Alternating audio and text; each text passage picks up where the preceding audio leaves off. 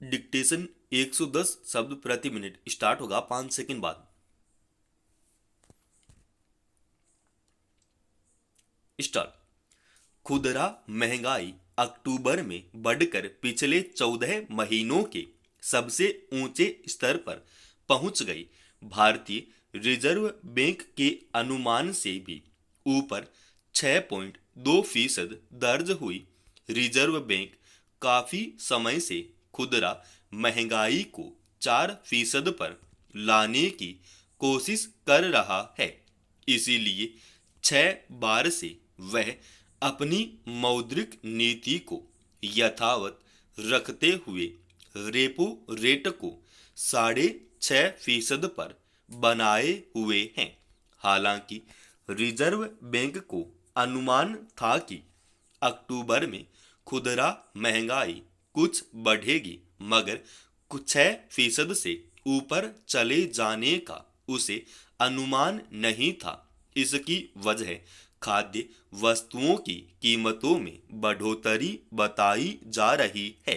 राष्ट्रीय सांख्यिकी कार्यालय के आंकड़ों के मुताबिक अक्टूबर महीने में उपभोक्ता मूल्य सूचकांक आधारित खाने पीने की चीजों की महंगाई 10.87% रही, जो कि पिछले 15 महीनों में सबसे अधिक है।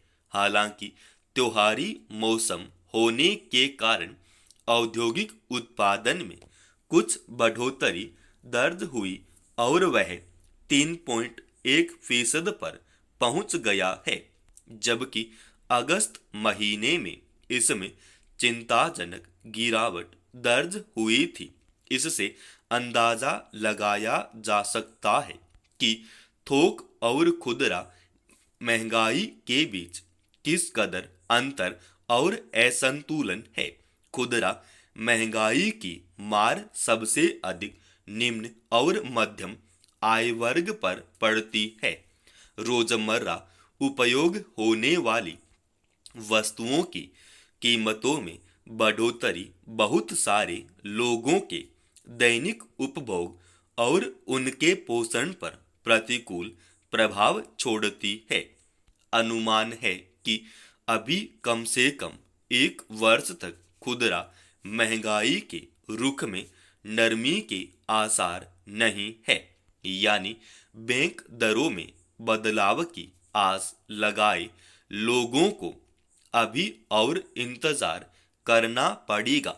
रिजर्व बैंक का तर्क है कि बैंक दरें ऊंची रखने से महंगाई पर काबू पाने में काफी मदद मिली है, मगर पिछली 6 मौद्रिक समीक्षाओं में इसका कोई उल्लेखनीय असर नजर नहीं आया है। दरअसल सरकार तदर्थ उपायों से मुद्रास्फीति पर काबू पाने का प्रयास कर रही है।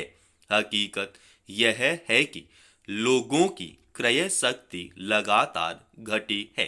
रोजगार के अवसर सिकुड़ते गए हैं। घरेलू मांग और निर्यात घटने से औद्योगिक उत्पादन में भी उतार नजर आता है।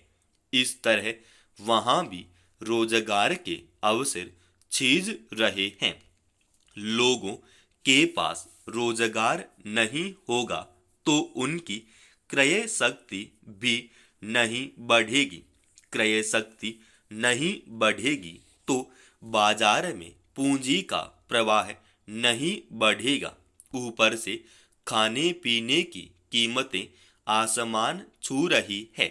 खुदरा महंगाई बढ़ने के पीछे आमतौर पर कच्चे तेल की कीमतें बढ़ने का तर्क दिया जाता है। यह ठीक है कि दुनिया में कई जगह संघर्ष चलने की वजह से तेल की कीमतों पर भी असर पड़ा है, मगर पिछले काफी समय से हमारे देश में इसका कोई खास दबाव नजर नहीं आ रहा।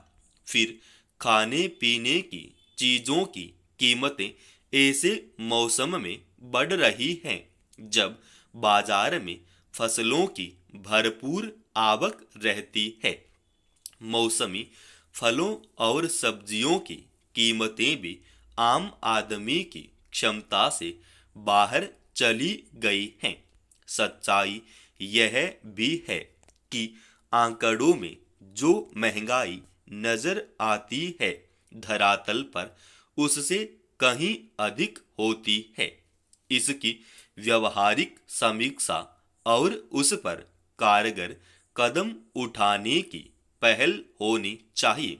इससे बड़ी विडंबना क्या हो सकती है कि एक तरफ ऊंची विकास दर की खुशियां मनाई जा रही हैं और दूसरी तरफ खाद्य पदार्थों की कीमतें आम लोगों की क्षमता से बाहर होती जा रही हैं।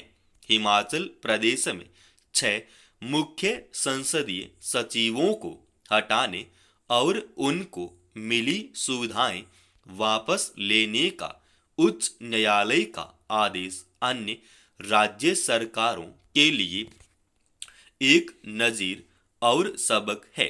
अदालत ने उस कानून को भी अमान्य कर दिया है जिसके तहत नियुक्तियां हुई थी।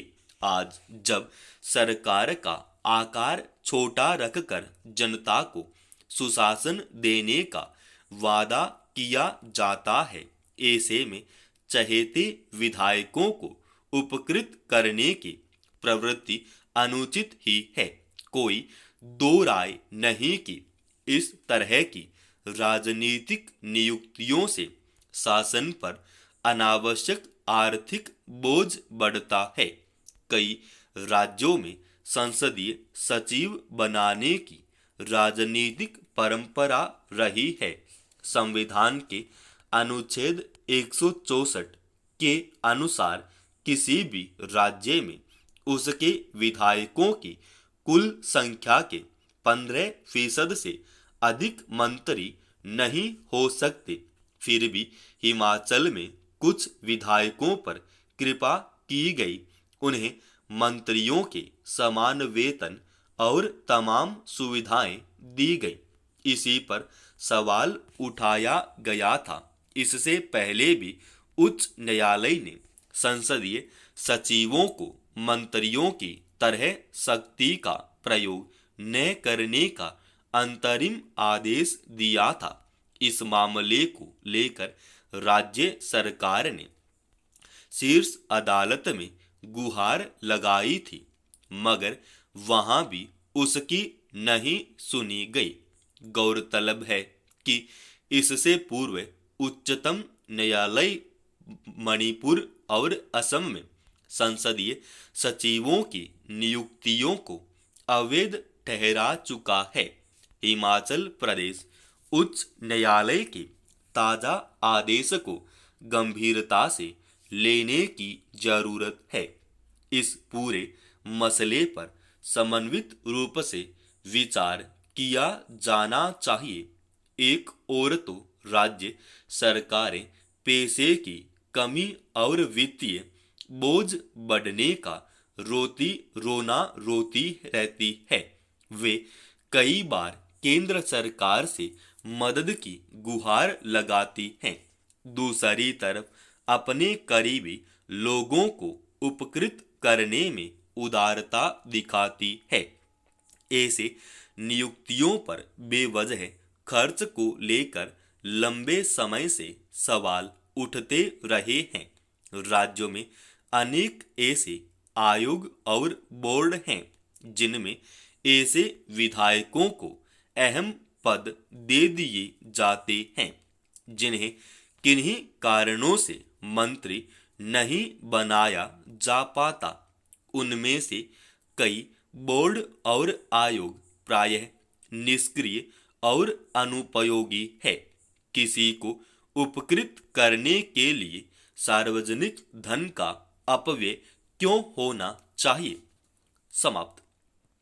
दोस्तों, रोजाना ऐसे ही एडवांस डिक्टेशन के लिए इस चैनल को आप अभी सब्सक्राइब कीजिए